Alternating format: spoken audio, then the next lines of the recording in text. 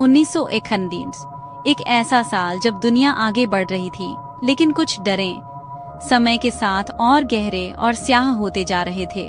कुछ कहानियां जिनकी परछाइयां कभी फीकी नहीं पड़ती, बल्कि हर रात और डरावनी हो जाती हैं। सोचो, आप अपनी पूरी जिंदगी समेटकर अपने मासूम बच्चों और वफादार कुत्ते के साथ एक सुनसान, सिसकती हवाओं वाले पुराने फार्म हाउस में कदम रखते हैं। दीवारों में सड़हांद, फर्श पर अंधेरा और हर कोने में एक अनदेखा खतरा। नई शुरुआत की उम्मीद में आप नहीं जानते कि आप अपने परिवार को किस दहशत के मुहाने पर ले आए हैं। कैरोलिन और रॉजर, आंखों में सपने, लेकिन दिल में अनजाना डर। उन्हें नहीं पता था कि इस घर की दीवारों के पीछे सदियों पुरानी बुराई सांस ले रही है, इंतजार कर रही है। पहले ही दिन घर ने अपनी असली शक्ल दिखानी शुरू कर दी। दीवारों में सरसराहट, जैसे कोई छाया फुसफुसा रही हो, तुम यहाँ सुरक्षित नहीं हो। सैडी, परिवार का कुत्ता, दहलीज पर ही रुक गया। उसकी आंखों में डर, उसकी रूह कांप रही थी। जानवर अक्सर वो देख लेते हैं जो इंसान कभी नहीं देख सकते, अदृश्य मौत की परछाई।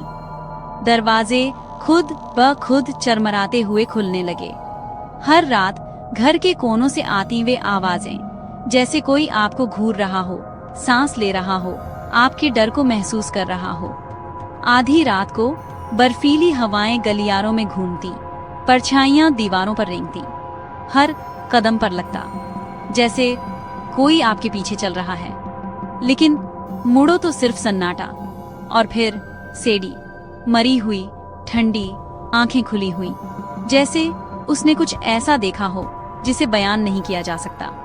परिवार पर मौत की पहली छाया पड़ चुकी थी। कैरोलिन का चेहरा सफेद पड़ गया। उसकी आंखों में डर नहीं, बल्कि एक गहरा आतंक था, जैसे उसकी आत्मा कांप उठी हो।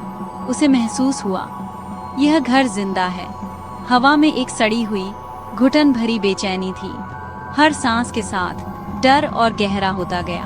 बच्चे फुसफुसाने लगे, डरावनी परछाइयां, रात में चलती परछाइयां, और वो आवाजें जो नींद में भी पीछा नहीं छोड़ती।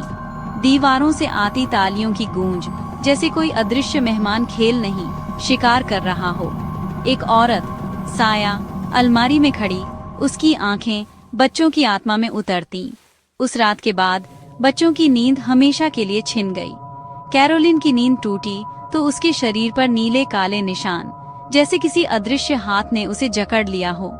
हर सुबह नए जख्म, नए डर, और रातें और लंबी और स्याह। रॉजर ने सब कुछ बच्चों की कल्पना कहकर टाल दिया, लेकिन कैरोलिन, उसकी आंखों में अब सिर्फ डर नहीं, बल्कि एक सच्चाई थी। ये घर, ये जमीन शापित है। हताशा में कैरोलिन ने मदद के लिए पुकारा, एड और लोरेन वॉरेन को। उम्मीद की एक आखिरी किरण उस अंधेरे में जहां हर उम्मीद दम तोड़ चुकी थी। वॉरेन, जिनका नाम सुनते ही आत्माएं भी कांप उठती थीं, उनके साथ आया डर, और भी गहरा और भी सच्चा। लोरेन ने बताया, यह जमीन बैत शेबा के शाप से जकड़ी है।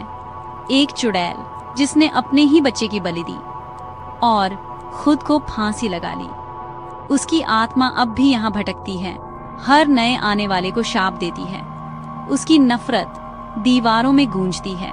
वॉरेन ने हर कोने में कैमरे, सेंसर लगाए, जैसे घर की हर परछाई को पकड़ने की कोशिश कर रहे हों।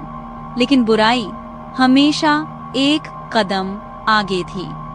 एक रात सिंडी नींद में चलती हुई अलमारी में चली गई, जहां से एक गुप्त रास्ता बेसमेंट में जाता था, जैसे कोई उसे बुला रहा हो, अंधेरे में खींच रहा हो।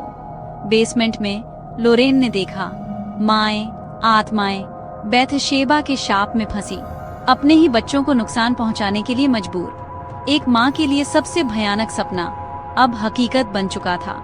और फिर बैथशेबा ने कैरोलिन को अपने शिकंजे में ले लिया। उसकी आत्मा पर काली छाया छा गई, मानो मौत ने उसे छू लिया हो। उसकी आंखें खून जैसी लाल, चेहरा विकृत, जैसे कोई और उसमें समा गया हो। अब वह कैरोलिन नहीं थी। उसकी आवाज गहरी, अनजानी, डरावनी।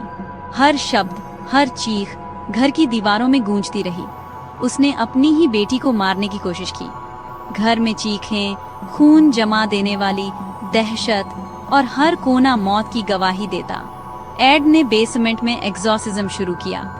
हर मंत्र, हर प्रार्थना मौत और जिंदगी के बीच की जंग थी, जहां हार का मतलब था आत्मा का हमेशा के लिए खो जाना। घर हिलने लगा, चीजें हवा में उड़ने लगी। कैरोलीन की चीखें मानो घर की हर ईंट, हर छत बुराई के बोझ से टूट रही हो। लेकिन लोरेन ने कैरोलिन को उसके बच्चों की याद दिलाई, माँ का प्यार जो किसी भी शैतान से बड़ा है। और जादू टूट गया। बुराई एक बार फिर हार गई। सुबह की पहली किरण के साथ घर शांत हो गया। परिवार थका, टूटा, लेकिन जिंदा। पर डर की परछाई अब भी हर कोने में थी। वॉरेन ने चेतावनी दी, बुराई कभी मरती नहीं, वह बस छुप जाती है अंधेरे में, इंतजार करती है अगली रात, अगले शिकार के लिए। और जैसे ही परिवार ने राहत की सांस ली, बेसमेंट में वह पुराना म्यूजिक बॉक्स फिर से बज उठा। उसकी धीमी सर्द धुन में एक अनकही चेतावनी थी, मैं अब भी यहां हूं। बुराई हमेशा एक रास्ता ढूंढ लेती है,